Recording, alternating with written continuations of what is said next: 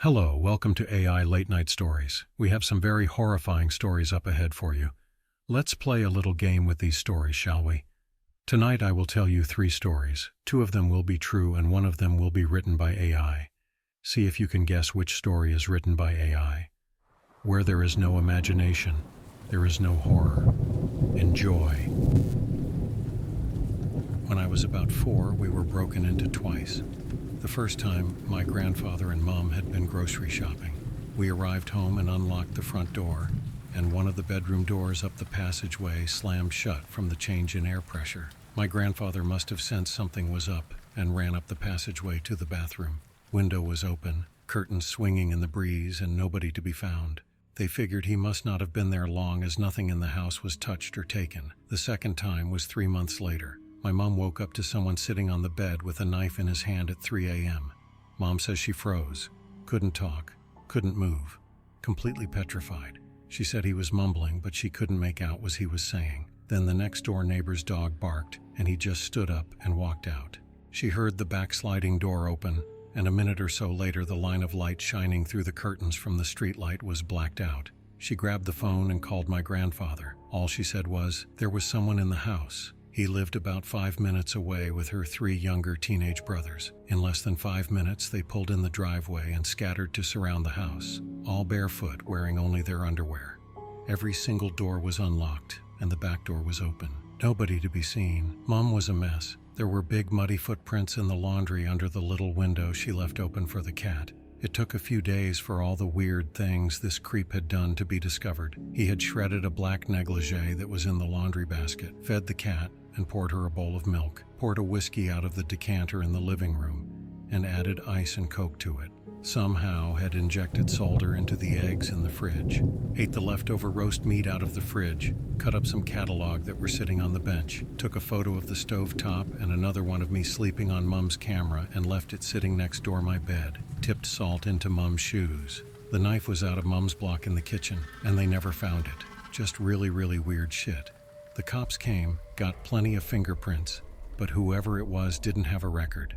The consensus eventually, a couple of years later, was that it was an acquaintance of one of her brothers. It was a bit of a Chinese whisper's conclusion though. He'd said X and Y to person A, who told person B, etc., and it got back to Mom's brother. He was eventually locked up on some sort of psychiatric hold for something unrelated and was never charged with the break-in. Messed my mom up for a lot of years. Story number 2, The Vanishing Family. In the small, quiet town of Woodridge, where everyone knew everyone else, the Parker family was considered the epitome of normalcy. Mark and Susan Parker lived in a charming 2-story house on Maple Lane with their 2 children, Lily and Jake. They were well-liked, always involved in community events, and nothing about their lives seemed out of the ordinary. One chilly October evening, as the sun dipped below the horizon, the Parkers were settling in for a cozy night. Mark had just finished reading a bedtime story to Lily and Jake, who had quickly fallen asleep in their room. Susan was in the kitchen, preparing snacks for their movie night when she noticed a strange noise coming from the front yard. The sound was subtle, a faint scratching or scuffling that seemed to come and go. Susan chalked it up to a stray animal or perhaps a branch scraping against the window. However, an uneasy feeling crept up her spine. She brushed it off, trying to focus on the evening's plans. Meanwhile, in the shadows of the darkened streets, a pair of figures watched the Parker home. The men were clad in dark clothing and masks, carrying tools that glinted ominously in the streetlights. They had been casing the house for weeks, learning its routines and vulnerabilities. Tonight was their night. The first sign that something was amiss came when Susan saw a flicker of movement through the window. At first, she thought it was her imagination, but then she saw a shadow pass by the front door. Her heart raced as she walked cautiously toward it. The scratching noise returned, louder this time, and she could see that the door was slightly ajar. Panicking, Susan grabbed a flashlight and peered through the peephole. To her horror, she saw the 2 intruders, masked and intent, manipulating the door's lock. Her breath caught in her throat, and she rushed to wake Mark, whispering urgently about the intruders. Mark, still half asleep, groggily grabbed his phone to call 911 while Susan hurried to the children's room to make sure they were safe. As Mark spoke with the dispatcher, the intruders managed to force the door open. The sound of splintering wood echoed through the house. Mark and Susan exchanged terrified glances. Susan's eyes darted to the hallway where the intruders were making their way. There was no time to lose. In the chaos, the family decided to hide in the basement, hoping it would provide some protection. They hurried down the stairs, but as they reached the bottom, they heard the footsteps above growing louder. The intruders were searching the house methodically, their voices low but menacing. The sound of drawers being yanked open and furniture being overturned filled the air. Susan tried to comfort Lily and Jake, who were crying in fear. Mark stayed by the basement door, his mind racing for any possible means of escape or defense. The intruders' voices were now closer, their search more frantic. Susan's heart sank as she realized they were getting closer to the basement. Suddenly there was a loud crash, followed by a thud. It sounded like something heavy had been dropped. The footsteps stopped, and a chilling silence enveloped the house. Susan and Mark exchanged worried looks. Had the intruders found them? The silence stretched on, and the family remained huddled in the basement, trying to control their breathing. Minutes felt like hours, and just as Mark was about to make a move, he heard the unmistakable sound of footsteps descending the basement stairs. The intruders had found them. Panic surged through Mark. He grabbed a heavy metal rod that he had kept for emergencies and prepared to defend his family. The basement door creaked open, and a dark figure descended the stairs. Mark's grip tightened on the rod, ready to strike. But before he could act, the figure was illuminated by the flashlight Susan had left behind.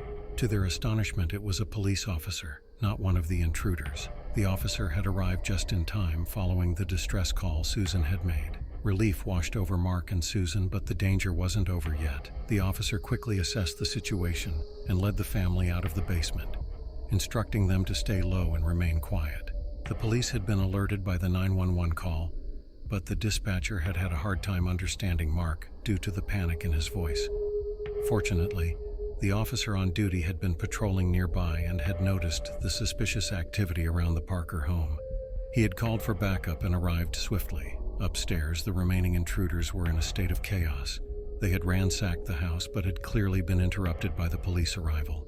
When the officers stormed in, they apprehended the intruders. 2 men, both with criminal records and a history of violent offenses. They were arrested without incident, their plans thwarted by the quick response of law enforcement. The aftermath of the invasion left the Parker family shaken, but physically unharmed. Their home, however, was left in disarray. The emotional scars were deeper than the physical ones, with the trauma of the night haunting them for years to come. The community rallied around them, offering support and ensuring they felt safe. Story number 3. It was a quiet evening when the tranquility of the Johnson home was abruptly shattered. As the family settled in for their usual movie night, the sound of shattering glass echoed through the house. The intruders, 2 masked figures, had entered through a back window, their intentions dark and menacing. The initial shock left the Johnsons frozen in disbelief, hearts racing as they processed the invasion. The father instinctively moved to protect his family, while the mother whispered frantic reassurances to their children, urging them to stay quiet. The intruders moved swiftly, rummaging through drawers and cabinets, their voices low but filled with aggression. They seemed to be searching for valuables, but their body language suggested something more sinister. The tension in the air was palpable, as every creak of the floorboards heightened the family's fear. In that moment, the Johnsons realized their lives were about to change forever, caught in a nightmare they never saw coming. As the intruders moved deeper into the house, the tension escalated into a heart-stopping confrontation. The Johnsons, gripped by fear and adrenaline, exchanged frantic glances, their minds racing with thoughts of escape and survival. The father, fueled by instinct, stepped forward, his voice trembling but resolute as he demanded the intruders leave. The masked figures turned, their eyes cold and calculating, and the atmosphere crackled with danger. In a split second, the mother grabbed a nearby lamp, ready to defend her family, while the children huddled together, wide-eyed and terrified. The intruders, sensing the rising stakes, advanced menacingly, their intentions unclear but undeniably threatening. The unpredictability of the situation left the Johnsons feeling vulnerable, as every second felt like an eternity. With their hearts pounding and fear coursing through their veins, they realized that their home, once a sanctuary, had transformed into a battleground where survival instincts kicked in, and every decision could mean the difference between life and death.